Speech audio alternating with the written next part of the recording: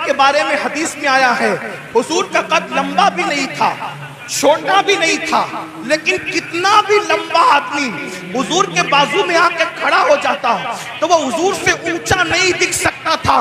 حضور پورے مجمع میں سب سے اونچے نظر آتے تھے۔ صحابہ کہتے ہیں حضور کتنے بھی اونچے کے سامنے کھڑے ہو جائے حضور ہی اونچے نظر آتے تھے۔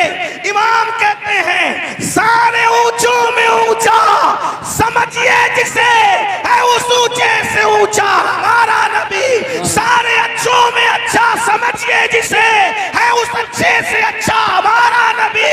اللہ اکبر، حسن کھاتا ہے جس کے نمک کی قسم وہ ملی ہے دلارا ہمارا نبی۔ سبحان اللہ سبحان اللہ۔ ام معبد کہہ رہی ہے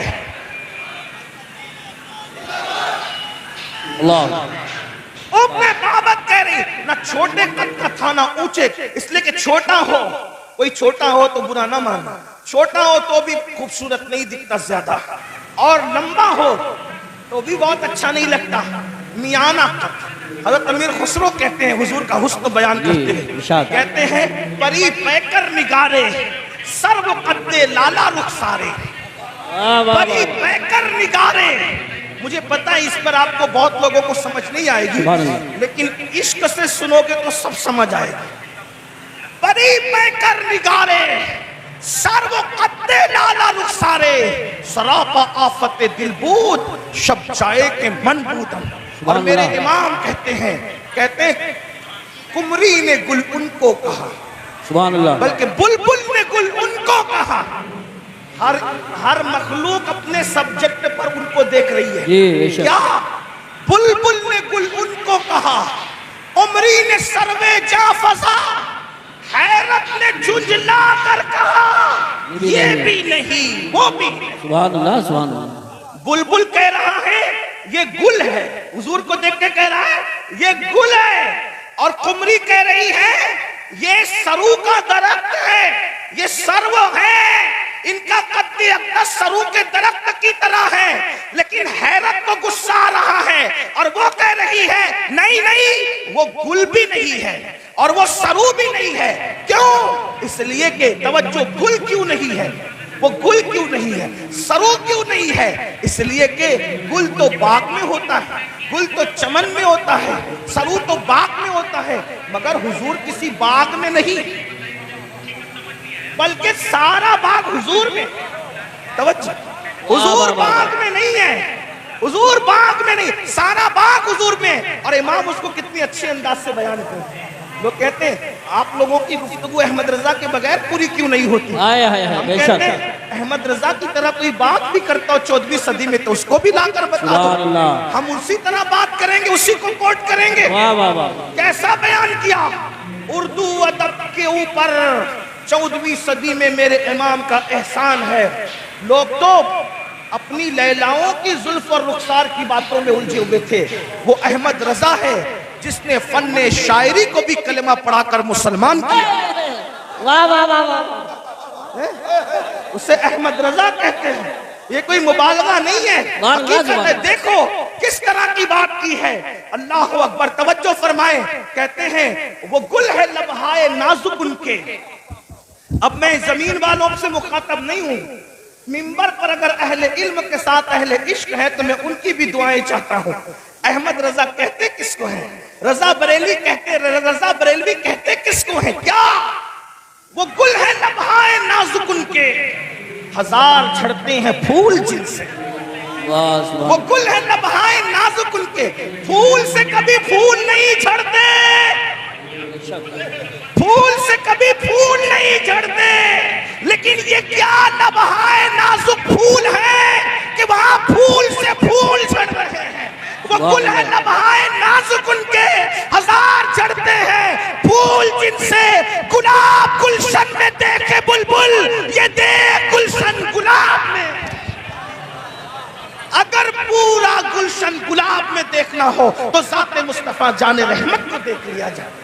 اور کہتے ہیں انہی کی بو مایہ سمن ہے، انہی کا جلوہ چمن چمن ہے، انہی سے گلشن مہک رہے ہیں، انہی کی رنگت گلاب میں ہے۔ اور ایک مقام پر کہتے کہتے ہیں وہی جلوہ شہر کا شہر ہے، وہی اصل عالم دیر ہے، وہی نیر ہے، وہی بیر ہے، وہی پاٹ ہے، وہی دھار ہے۔ اللہ اکبر۔ تو میرے آقا علیہ السلام کے پیارے دیوانوں، جس وقت ام معبد نے برکت والے کا حلیہ بیان کیا، اس کے شوہر نے کہا کتنا حسین ہے وہ، کتنا خوبصورت ہے وہ، کتنا جمیل ہے وہ، ایک جھلک میں بھی دیکھ لوں۔ وہ گیا کدھر ہے؟ تو پتہ بتایا ادھر کو گیا ہے، اور بالآخر اپنے شوہر کو لے کر اور اپنی فیملی کو لے کر ام معبد پہنچی مدینہ منورہ، اور لوگوں سے پوچھتی وہ برکت والا کہاں ہے، وہ برکت والا کہاں ہے، وہ برکت والا کہاں ہے؟ لوگ کہتے کون برکت والا، کون برکت والا؟ اب بتا بھی نہیں پاتی کہ کون ہے، کیونکہ اپنا نام اس نے اپنی مرضی سے خود حضور کا نام رکھ لیا تھا برکت والا۔ لیکن اللہ اللہ، اچانک برکت والا ڈھونڈ رہی تھی۔ صدیق اکبر کسی کام سے جا رہے تھے، دکھ گئے، شور کا وہ دیکھو اس کا ساتھی ہے، اس جوان کا ساتھی وہ شخص ہے۔ وہاں پہنچے اور پوچھا ابو بکر صدیق سے وہ تیرا برکت والا صاحب کدھر ہے؟ آپ مسکرا پڑے، اچھا آپ ملنا چاہتی ہیں؟ لے کر کے گئے، اور اس کے بعد جیسے ہی پہنچے ام معبد کے شوہر نے دیکھا اور دیکھ کے کہا واللہ یہ کسی جھوٹے کا چہرہ نہیں، یہ تو سچے کا چہرہ ہے۔ اور پھر کہا آپ کیا کہتے ہیں؟ تو جو کہا کلمہ پڑھ کے وہ سب کے سب مسلمان ہو گئے۔ اندازہ فرمائے میرے آقا علیہ السلام کے پیارے دیوانوں، اصل میں ہمیں اپنے بچوں کو حضور کی عظمت بتانی ہوگی، ہمیں اپنی نسلوں کو حضور کی سیرت بتانی ہوگی۔ ایک آخری بات اس عنوان سے کرتا ہوں، پھر اینڈ کی طرف چلتے ہیں، ذرا توجہ کرنا۔ دیکھو آج کل لوگ عجیب سی باتیں کرتے ہیں، عجیب باتیں لوگ کرتے ہیں، اور یہ جتنی باتیں ہو رہی ہے غلط سلط کیوں ہو رہی ہے پتہ ہے؟ صرف حسد، بغض میں، صرف لوگوں کو حکمرانی کا بھوت سوار ہے دنیا میں، اس لیے لوگ ایسی باتیں کر رہے ہیں، لیکن حقیقت سے کوئی تعلق نہیں۔ حضور جتنے اچھے، صحیح سیرت پیش کرو کیسے حضور ہے، دیکھیں حضور کی شان کیا ہے، حضور کی سیرت کیا ہے۔ توجہ کرو، دھیان سے سنو، کسی کو بتانے کام آئے گا۔ کہتے ہیں جب اللہ کے رسول علیہ السلام نے مکے کی سرزمین پر نبوت کا اعلان کیا، اعلان نبوت کیا، تو مکے کے گھر گھر میں جھگڑا ہو گیا۔ اعلان نبوت سے جھگڑا ہو گیا کیونکہ وہ کچھ لوگ غلطی پر تھے، ان کے بچے سچائی پر آئے، انہیں دکھ ہوا۔ سچائی کو لوگ جلدی قبول نہیں کرتے، سچائی قبول کرنے میں وقت لگتا ہے، لیکن سچوں کو محنت کرنی پڑتی، سچائی قبول کرنے میں وقت جاتا ہے، سچوں کو محنت کرنی پڑتی ہے، قربانیاں دینی پڑتی ہے۔ جب آپ سچے ہو تو آپ محنت کیوں نہیں کرتے؟ آپ قربانیاں کیوں نہیں دیتے؟ آپ سیرت النبی کو عام کیوں نہیں کرتے؟ پاس پڑوسیوں کو رسول اللہ کے واقعات کیوں نہیں سناتے؟ اپنے بچوں کو حضور کے واقعات کیوں نہیں سناتے؟ مکے کی زمین ہے، نفرتوں کا ماحول ہے، طوفان بدتمیزی بپا کی گئی ہے۔ ایسے عالم کے اندر اللہ کے رسول علیہ السلام اپنی زندگی گزار رہے ہیں، حضور کی لائف گزر رہی ہے۔ ایک مرتبہ کا واقعہ ہے کہ مکے کی زمین ہے، زمین مکہ پر شام ہو رہی ہے، سورج مکے کی گھاٹیوں میں اپنے چہرے پہ گھونگٹ ڈالنے کے قریب ہے، اور شام کی چادر ارض مکہ پر، ارض بکہ پر پھیلنے کے قریب ہے۔ ایسے عالم کے اندر اللہ اکبر، لوگ جلدی جلدی اپنے گھروں کی طرف جانے کے لیے رواں دواں ہیں، لوگ اتنی جلدی اپنے گھر پہنچنا چاہتے ہیں جیسے پرندے گھونسلوں کی طرف بڑھتے ہیں۔ شام کے وقت اہل مکہ اپنے گھروں کی طرف جا رہے ہیں۔ ایسے عالم کے اندر ایک بوڑھی عورت ہے، بوڑھی عورت، وہ دائیں بائیں دیکھتی ہے، آگے پیچھے دیکھتی ہے، ایسا لگتا ہے وہ کسی کا انتظار کر رہی ہے، وہ کسی کی منتظر ہے۔ ایسے میں ایک خوبصورت جوان جس کو دنیا، مکے کی دنیا محمد اس وقت کہہ کر کے پکارتی تھی، یا محمد عربی کہتی تھی، یا محمد مکی کہتی تھی، اللہ اکبر، اللہ اللہ، یا محمد مطلبی کہتی تھی، یا محمد ہاشمی کہتی تھی، اللہ اکبر۔ حضور کے نسب کے اعتبار سے، حضور کے وطن کے اعتبار سے، حضور کے دادا کے اعتبار سے، بہرحال میرے آقا اس کے سامنے آ کے کھڑے ہوئے، اس بڑھیا سے پوچھا بڑی بھی کیا بات ہے، کیوں پریشان ہو، پریشانی کی وجہ کیا ہے؟ بڑھیا کہتی ہے اے جوان، میرا سامان نہیں بکا، اور سامان نہیں بکا، شام ہو گئی، لوگ گھروں کو جانے، بازار کی رونق ختم ہو رہی ہے، خریدی بکری کرنے والے اب شام کے بعد بازار نہیں آتے، اس لیے इसलिए मुझे घर जाना है, सामान बिका नहीं, मेरे पास कोई रकम नहीं कि कोई मेरा सामान उठाए तो उसको मैं एवज दूं, इसीलिए किसी को ढूंढती हूँ कोई मेरी मदद करे। अल्लाह अकबर। मुसलमानों, ये तारीख के अनमिट नुकूश में मौजूद है। हुजूर ने उस बुढ़िया से कहा, बड़ी भी ला मैं तेरा सामान उठा देता हूँ। उसका सामान उठाया, उसके पीछे पीछे चले, और उसके बाद जब उसका घर आया तो बुढ़िया ने कहा यही मेरा घर है, सामान रख दो। सामान रखकर बड़ी मासूमियत से कहा, अच्छा बड़ी माँ मैं चलता हूँ। वो बुढ़िया ने कहा, तू कितना अच्छा, मक्के की जमीन पर ऐसे लोग रहते हैं, इनमें तू कितना अच्छा, कितना प्यारा, कितना सादा। अल्लाह अकबर। मेरे पास रकम नहीं देने को, लेकिन तेरी प्यारी प्यारी सूरत देखकर मुझे तुझ पे प्यार आता है। सोचा रकम नहीं दे सकती तो बुढ़िया से कहा, माई अगर तू मजदूरी नहीं दे सकती, मैं तो मजदूर भी नहीं हूँ, इंसानियत के नाते मैंने तेरे साथ एहसान किया है। बुढ़िया ने कहा, तूने मुझ पे एहसान किया, मैं तुझ पे एहसान करना चाहती हूँ। बड़ी अम्मा, कौन सा एहसान? चंद अल्फाज तेरे दामन में डाल दूं ताकि तुझे काम आए, मैं तुझे नसीहत करूं ताकि तुझे काम आए। अल्लाह अकबर। आका अलैहिस्सलाम ने मुस्कुराते हुए कहा, अच्छा माई बोलो क्या नसीहत करती हो? उस बुढ़िया ने कहा, इस मक्के की जमीन पर मोहम्मद नाम का एक जवान है। तवज्जो करना मुसलमानों, कितना गलत प्रोपेगेंडे का नुकसान होता है, गलत प्रोपेगेंडे के भयानक नताइज क्या होते हैं, लेकिन गलत प्रोपेगेंडे को किस तरीके से खत्म किया जाता है ये अल्लाह के रसूल ने बताया है। अल्लाह अकबर, अल्लाह अकबर। उस बुढ़िया ने कहा, एक जवान है, उसका नाम मोहम्मद है, और वो अब्दुल मुत्तलिब का पोता है,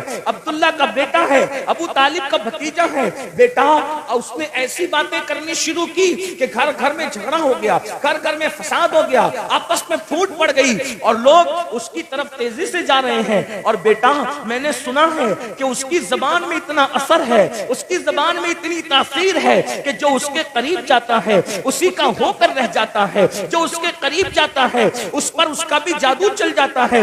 बेटा, तू उसके करीब कभी मत जाना, तू उसके करीब कभी मत जाना, वरना उसका जादू तुझ पर भी चल जाएगा, तू उससे मुतासिर हो जाएगा। अल्लाह अकबर। अपने खिलाफ, अपने मुंह पर, अपने हवाले से बात सुनकर हुजूर को गुस्सा नहीं आया, हुजूर को जलाल नहीं आया। अल्लाह के रसूल ने क्या फरमाया, माई क्या तुमने मोहम्मद को देखा है? उसने कहा नहीं देखा। क्या तुमने उनकी बातें खुद सुनी है? नहीं, मैंने नहीं सुना, लोगों से सुना। अब मेरे आका कितनी मासूमियत से कहते हैं, फरमाते हैं, बड़ी भी जिस मोहम्मद की तुम मुखालफत कर रही हो, जिस मोहम्मद के खिलाफ तुम बातें कर रही हो, अगर मैं कह दूं कि वो मोहम्मद मैं ही हूं, तब तुम क्या करोगी? इतना सुनना था। वो जज्बात में आकर कहती है, वल्लाह अगर वो मोहम्मद तुम ही हो तो मैं भी तुम्हारा कलमा पढ़ के मुसलमान हो जाऊंगा। गौर फरमाए, अंदाजा फरमाए। अल्लाह के रसूल अल्लाह के रसूल जिंदाबाद, अपने किरदार से, अपने अखलाक से, अपनी सीरत तैयबा से लोगों के दिलों को इस तरह से फतह किया। मेरे आका अलैहिस्सलातु व तस्लीम के प्यारे दीवानों, आज गुनाहों का सैले रवां खत्म करना है तो लोगों के दिल में इश्क पैदा कर, और इश्क रसूल पैदा करना है तो लोगों को हुजूर की सीरत तैयबा बताएं। क्योंकि जिस दिल में आका का इश्क पैदा हो, जिस दिल में हुजूर की मोहब्बत पैदा हो, जिस दिल में हुजूर का प्यार पैदा हो, उस दिल के अंदर गुनाह की मोहब्बत नहीं रहेगी, गुनाह का प्यार नहीं रहेगा। जिसने भी हुजूर से इश्क किया, जिसने भी हुजूर से प्यार किया, वो फिर गुनाहों के अंदर नहीं रह सका, वो गुनाहों के दलदल से बाहर निकला, वो जराइम के दलदल से बाहर निकला। हुजूर अलैहिस्सलाम का इश्क है ही ऐसा जो इंसान को गुनाहों के दलदल से निकालकर नेकियों की शाहराह पर ला करके खड़ा करता है। आपको नहीं पता, मक्के के लोग माँ की गोद से शराब पीने के आदी थे, लेकिन जब उनके सीनों में इश्क मुस्तफा पैदा किया गया तो उन लोगों ने शराब के मटके तोड़ दिए। मेरे भाइयों, आज हम लोग इश्क मुस्तफा की खूब बात करते हैं, मोहब्बत रसूल की खूब बात करते हैं, लेकिन आप मुझे बताइए ना, अल्लाह अकबर, मेरे भाइयों आप मुझे बताओ, इश्क मुस्तफा की बात तो करते हैं, क्या हमारे सीनों में इश्क भी है, हमारे सीनों में मोहब्बत भी है? अल्लाह अकबर। हजरत सुलेमान अलैहिस्सलाम पर जो अल्लाह ने सहीफा उतारा था उसमें ये बात लिखी हुई थी, क्या लिखी हुई थी कि जिसको हम देखते हैं कि उसके दिल में हमारी मोहब्बत की बजाय गुनाह की मोहब्बत होती है उसके दिल में, तो हम अपनी मोहब्बत उससे छीन लेते हैं। अल्लाह अकबर। यानी जो गुनाह से प्यार करे उसके दिल में अल्लाह रसूल की मोहब्बत कभी जगह कर ही नहीं सकती। अब आप अपने दिलों को टटोलिए मेरे भाइयों, अपने اپنے سینوں کو ٹٹولیے، کیا ہمارے سینے میں عشق مصطفیٰ ہے یا پھر گناہ کی محبت ہے؟ یاد رکھیے اگر ہمارے سینے میں گناہ کی محبت نہ ہوتی تو ہم لوگ کیا چوری کرتے؟ ہم میں سے کوئی چوری کرتا؟ ہماری قوم کے اندر کوئی چور ہوتا؟ اگر ہمارے سینے میں گناہ کی محبت نہ ہوتی تو کیا ہماری قوم کے اندر کوئی زانی ہوتا، کوئی شرابی ہوتا، کوئی تاش کے پتے کھیلنے والا ہوتا، کوئی ماں کی نافرمانی کرنے والا ہوتا، کوئی ماں کے خلاف باتیں کرنے والا ہوتا، کوئی باپ کے خلاف باتیں کرنے والا ہوتا؟ دیکھو آج کے نوجوان عشق مصطفیٰ کی بات بھی کرتے ہیں۔ جب میرے جوان کہتے ہیں اللہ اکبر غلامی رسول میں موت بھی قبول ہے، ہم کہتے ہیں میرے بھائی ابھی موت کی اور مرنے کی ضرورت نہیں ہے، نبی کی غلامی میں ابھی مرنے کی ضرورت نہیں ہے، ابھی نبی کی غلامی میں صرف زندگی گزار دو، یہ بڑی بات ہے۔ آپ مجھے بتائیں جو قوم نبی کی غلامی میں زندہ نہیں رہ سکتی وہ قوم نبی کی غلامی میں موت کیا قبول کر سکتی ہے؟ میرے بھائی داڑھی رکھنے تو تجھے شرم آتی ہے، اور کرتا پاجامہ پہننے تو تجھے شرم آتی ہے، اور ٹوپی پہننے تو تجھے شرم آتی ہے، مسجد میں جانے کو تو تیرا دل نہیں چاہتا، تو جو نبی کے عشق میں نبی کی محبت میں زندگی نہیں گزار سکتا وہ نبی کی محبت میں مر کیا سکتا ہے؟ نعرے لگا کر کے خود پریشان نہ ہو، دوسروں کو پریشان نہ کرو میرے عزیز، زندگی گزار لو عشق رسول میں، یہی بہت بڑی بات ہے۔ اور جو عشق رسول میں جیے گا وہ کبھی کسی کی حق تلفی نہیں کرے گا۔ آپ بار بار ساری باتیں سنتے ہیں لیکن بھول کیوں جاتے ہیں؟ دیکھیے عشق و محبت کے اندر ایک نام ہے حضرت سیدنا اویس قرنی کا، ہم ان کو عشق و محبت کا امام کہتے ہیں۔ میں واقعہ نہیں بیان کروں گا، صرف اشارہ دوں گا، تفصیل کے ساتھ میں حضرت اویس قرنی کی زندگی کبھی پڑھ چکا ہوں، لیکن آپ سے پوچھتا ہوں اندازہ فرمائے اویس قرنی کے لیے ایک طرف دیدار رسول ہے یعنی حضور کا دیدار ہے اور دوسری طرف ماں کی خدمت ہے۔ اویس قرنی نے حضور کا دیدار نہیں کیا بلکہ ماں کی خدمت کی، کیونکہ حضرت اویس جانتے تھے کہ دیدار کے بغیر بھی کوئی عاشق ہو سکتا ہے، دیدار کے بغیر بھی کوئی عاشق ہو سکتا ہے، لیکن نافرمان ہو کر کوئی سچا عاشق نہیں ہو سکتا۔ اس لیے آپ نے ماں کی خدمت کو ترجیح دی۔ جب ماں کی خدمت کو ترجیح دی تو صلہ کیا ملا؟ صلہ یہ ملا کہ اللہ کے رسول اپنا نمائندہ بھیج کر اویس کے پاس کہلواتے ہیں کہ اویس سے کہنا کہ وہ میری امت کے لیے مغفرت کی دعا کرے، جانے دعا جس سے دعا کروا رہے ہیں وہ اویس قرنی ہے، اور امت کو حضرت اویس قرنی کی شان بتا رہے ہیں۔ کیوں؟ اور پھر پوچھا گیا اویس قرنی کو یہ مرتبہ کیوں ملا؟ تو فرمایا ماں کی خدمت کی وجہ سے۔ آج عاشق رسول کہلانے والے میرے بھائی مجھے بتائیں کتنے لوگ ماں کی خدمت کرتے ہیں؟ اپنے آپ میں ڈوب کے سوچو کتنے لوگ ماں کی خدمت کرتے ہیں، کتنے لوگ اپنے ابا کی خدمت کرتے ہیں؟ بہت معذرت، اگر علماء سادات مقرروں کے ہاتھ چومنے کی بات آئے تو پورا مجمع دوڑے، ایک دوسرے کو دھکا دے، مار پیٹ کرے، سب کرے، لیکن جس جذبات کے ساتھ تم مقرروں کے ہاتھ چومتے ہو اسی جذبات کے ساتھ کیا تم اپنی ماں اور اپنے باپ کے بھی ہاتھ چومتے ہو؟ باتیں کڑوی ہے لیکن ایک بات یاد رکھنا، کسی بھی مقرر کے پیروں کے نیچے تمہاری جنت نہیں ہے۔ بے شک، کتنا بھی بڑا مقرر ہو، کتنا بھی بڑا مقرر ہو، کتنے بھی بڑے ٹائٹل کے ساتھ آئے، کتنا بھی کامیاب مقرر ہو، کتنا بھی بڑا پیر صاحب، کتنا بھی بڑا عالم صاحب، کتنا بھی بڑا خطیب، کتنا بھی بڑا ادیب، بتاؤ کیا حدیث ہے ان کے لیے کہ ان کے پیروں کے نیچے تمہاری جنت ہے؟ تمہاری جنت کہاں ہے؟ تمہاری ماؤں کے قدموں میں۔ اس کو تو بڈھی کہتے ہیں، ان کو تو ڈوکری ڈوکرا کہتے ہو۔ اگر وہ کوئی مشورہ دے دے